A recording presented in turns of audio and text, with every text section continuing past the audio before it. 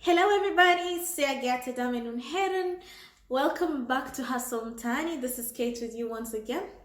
So last week we talked about giving and how to give in a smart way, the way the billionaires do it and still have money left in their accounts, okay?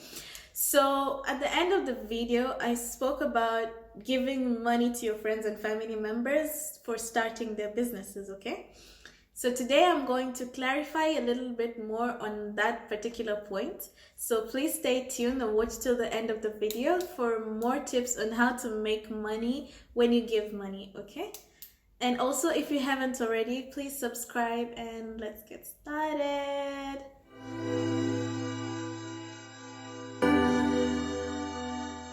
So the first thing you need to be thinking about is how much money are you willing to give, okay? So the amount is entirely dependent on you, okay, and your account. But the amount I would advise is before you loan money, think, can you afford to lose it? So if somebody, like I said before, if somebody asks you for 10,000 and you're able to give it, fine. And not lose sleep over it, okay? Don't give it and then start thinking, when am I going to get my money back? Okay, so give money that you can afford to lose. And in this video, we're talking about how to make money after you give it, okay? So first, determine how much money you're willing to give. And then the second thing is to know if you want to go into this as a debt capitalist or as a shareholder, okay? So I'm going to explain these two things in a little bit of detail. If you decide to go the debt way, the term I mentioned before was debt capitalist.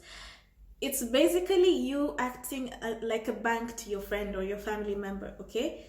Perhaps your terms of payment will be better than the bank rates, or will give your friend more time to pay, okay? So you may choose to go this route, meaning that if you give this person the 10,000, okay, just whichever amount they ask for and you're willing to give, so you agree that I'm gonna loan you this amount of money for 2 years, okay?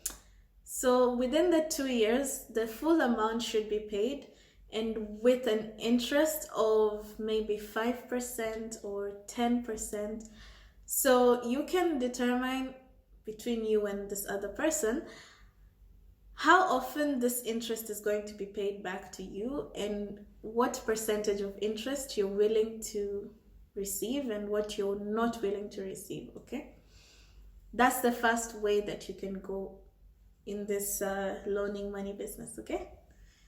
The second thing, or the second option, is to become a shareholder in your friend's business, which means when you give them the money, if his or her company has already been through an IPO, it means it already has a value in the stock market. If not, maybe it has been valued by how much was invested in the company or what the worth is going to be after production of whatever they're producing. So whichever the case is going to be, you need to have this conversation with your friend. And essentially, when you're giving them the money, you're buying a stake into the company. That makes you a shareholder, okay?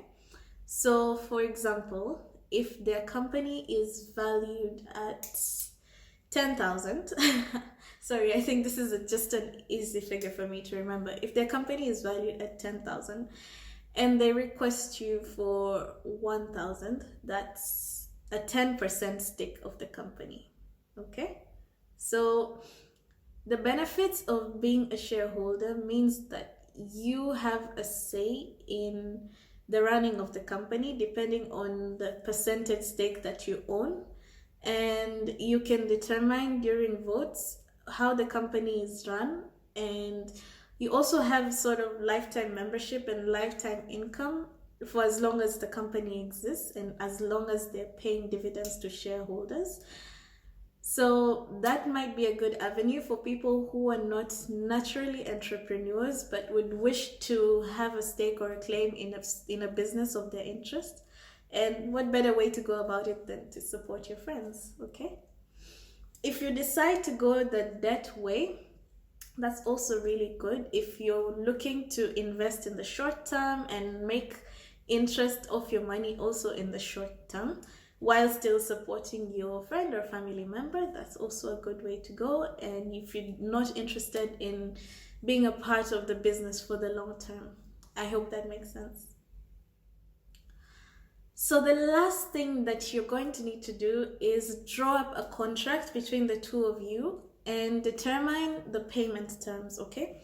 So the payment terms will include how much money you gave this person, how much money you expect back, how much interest you expect back, when the money should be paid, and what happens in case of failure of payment or overdue payment of interest or overdue payment of dividends, whatever the case is, okay?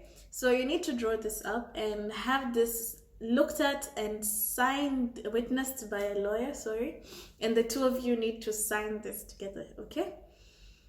I hope this video was helpful and useful to everybody. If you have any further questions, please feel free to let me know. I was going to say my Instagram, but I will say my Facebook. My Facebook is Kate M. And you can also leave your comments here. So yeah, see you next week.